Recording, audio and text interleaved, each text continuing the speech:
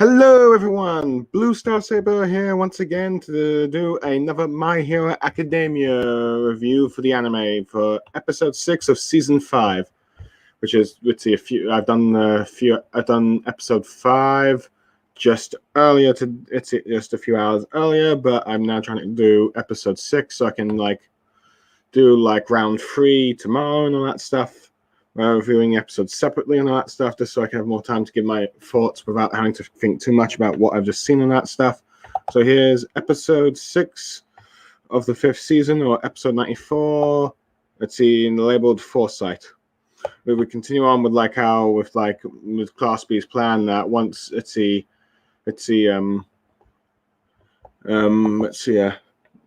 Fanta Black is being caught. The plan 1 being stopped with Fanta Black with Oyama with the light. They go to plan 2 with Shime's mushroom.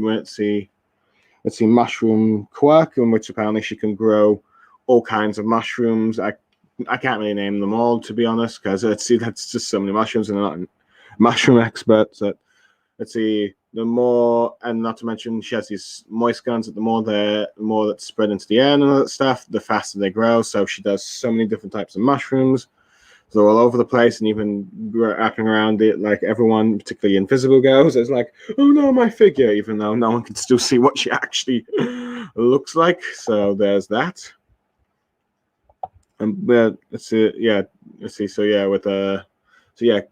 Kiniko, or Shime,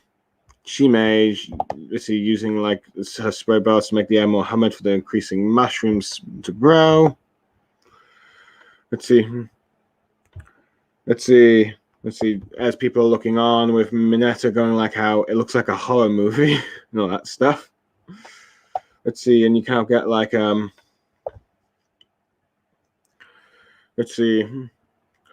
while this is happening, I'm trying to remember, Shiniha, or Kiriyo has gone back into hiding, all that stuff. Anyway, the mushrooms continues to grow to eventually they start getting attacked by Manga, or Comic Man, who pretty much has the abilities of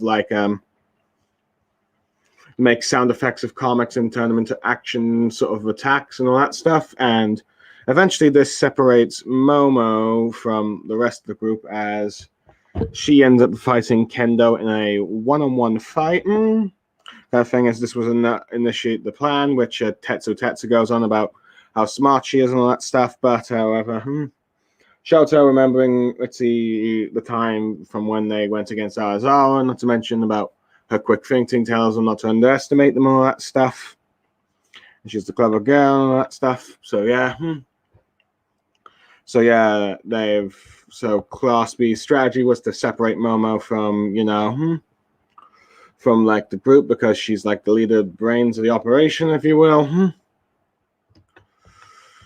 So due to the fact that they did not struggle to regroup so fast, though granted, there's also these funny moments of Vlad King cheering for his class's efforts, which you get, Ashido and a bunch of members from Class 1B saying stop the biased commentary. I think you have Uraka and Shoto in this time. I'm not sure if it's just some sort of I'm not sure if this is supposed to be some sort of ship moment for Shoto and Momo, but I guess shippers might see it that way, but who knows.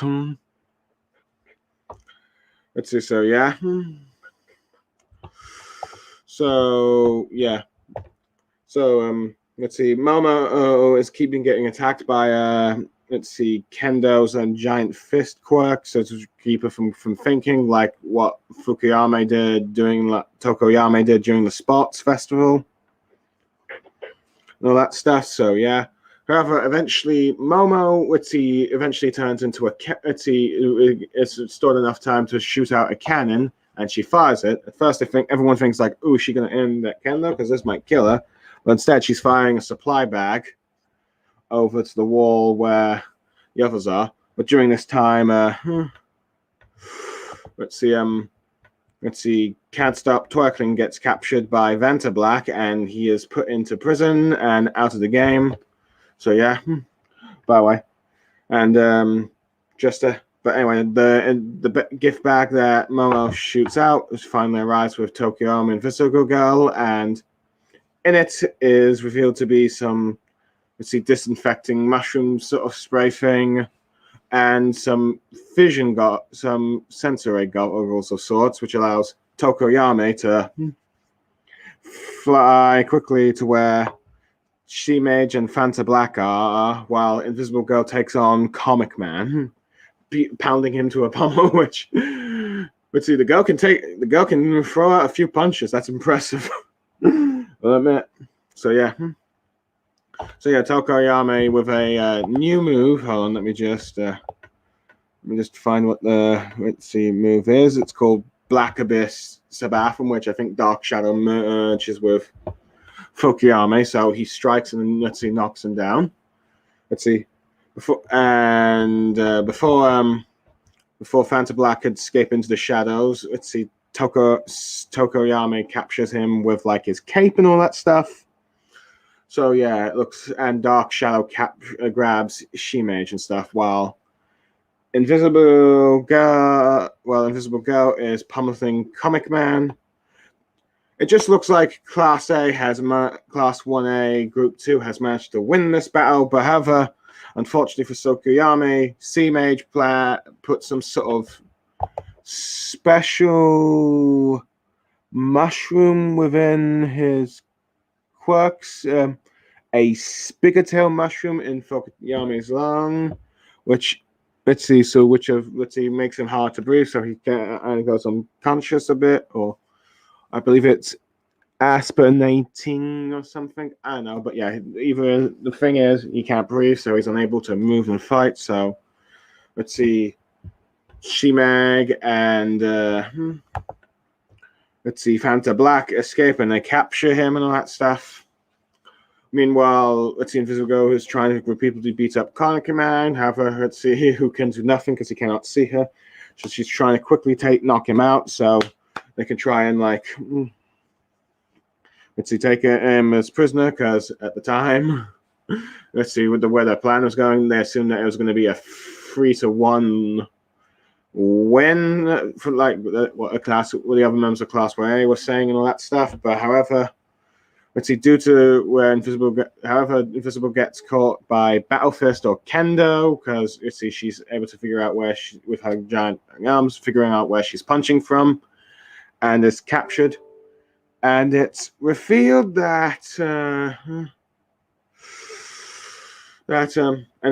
when Kendo was going after Momo, just as she fired the cannon, she also released some sort of barbed wire things to try and capture her and all that stuff, as she remains unconscious, still stuck to the cannon, making her a bit of a heavyweight, so she can't move. So while knocked out, she's able to at least hinder Kendo. So she arrived later than intended, but she still ends up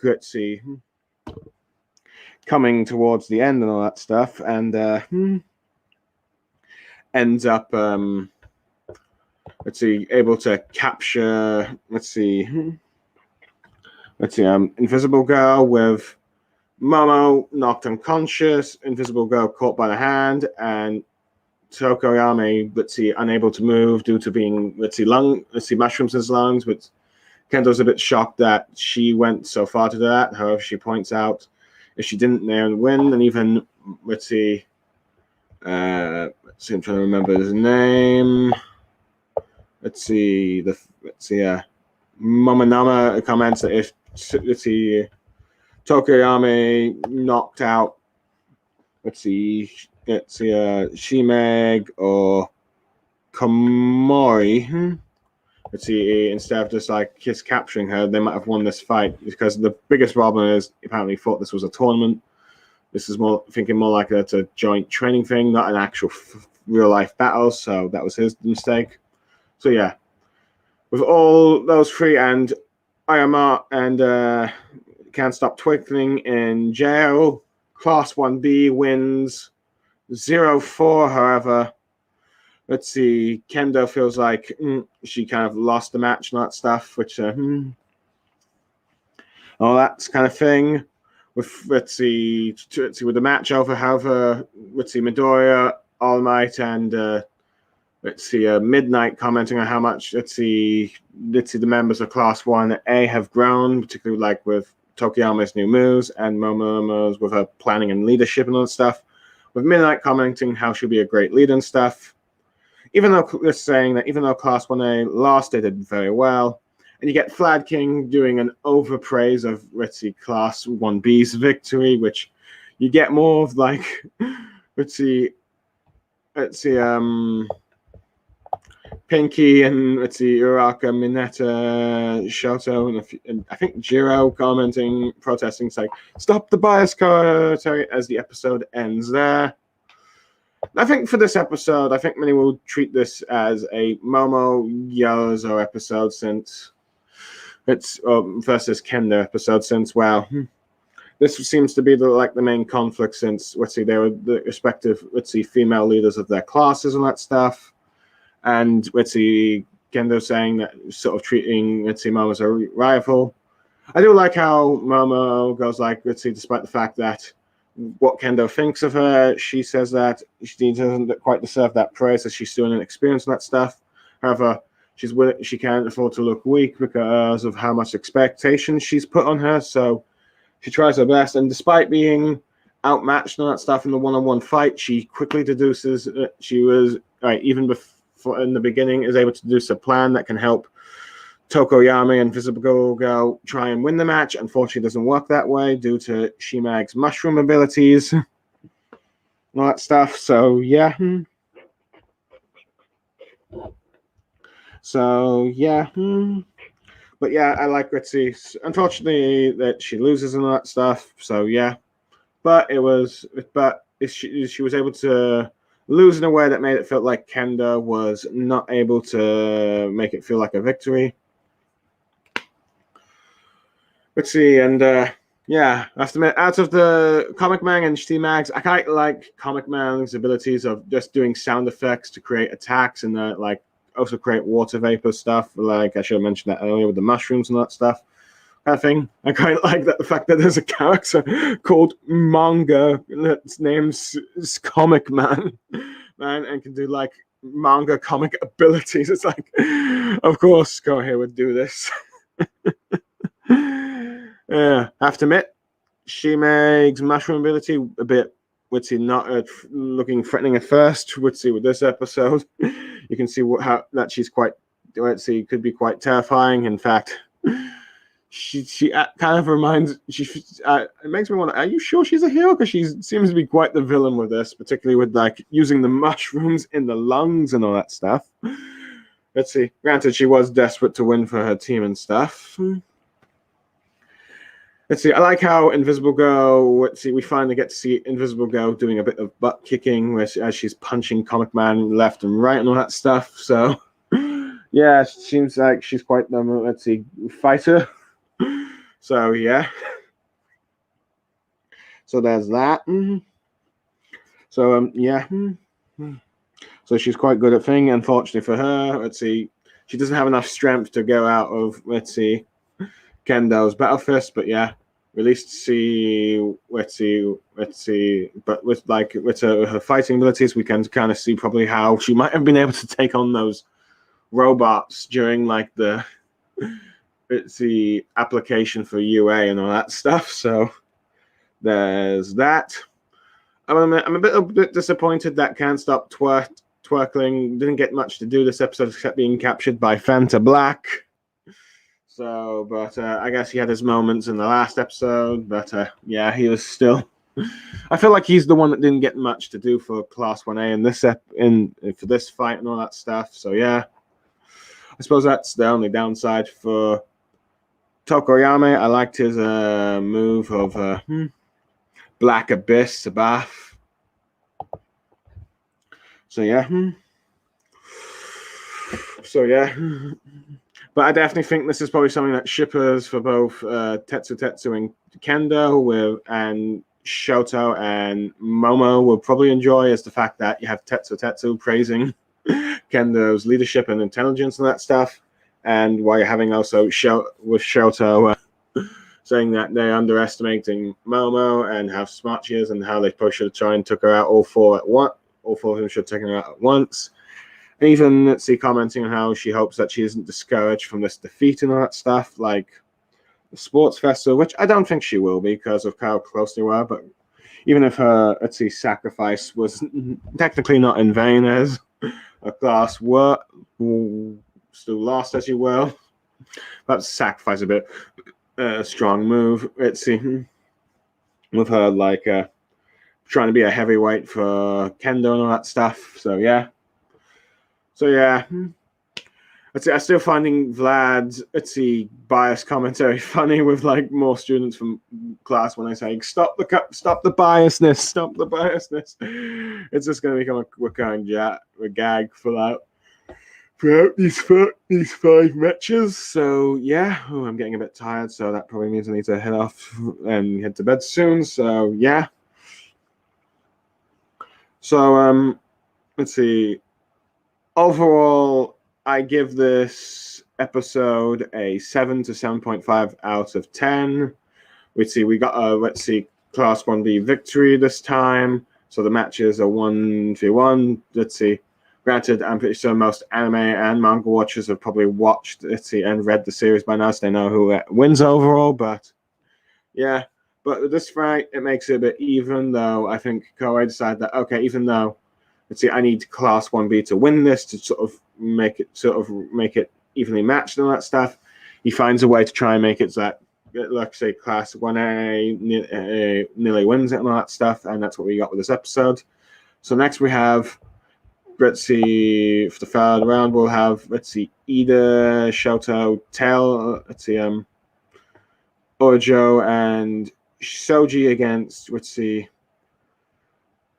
Hononuki, Tetsu, Sunotori, and Kaibabara for round 3. So yeah, I think many people are expecting, of course, the Shoto and Ida to be the highlight against Tetsu. So yeah, I'll try and do those episodes tomorrow. I'm Blue Star Saber signing off, and plus ultra.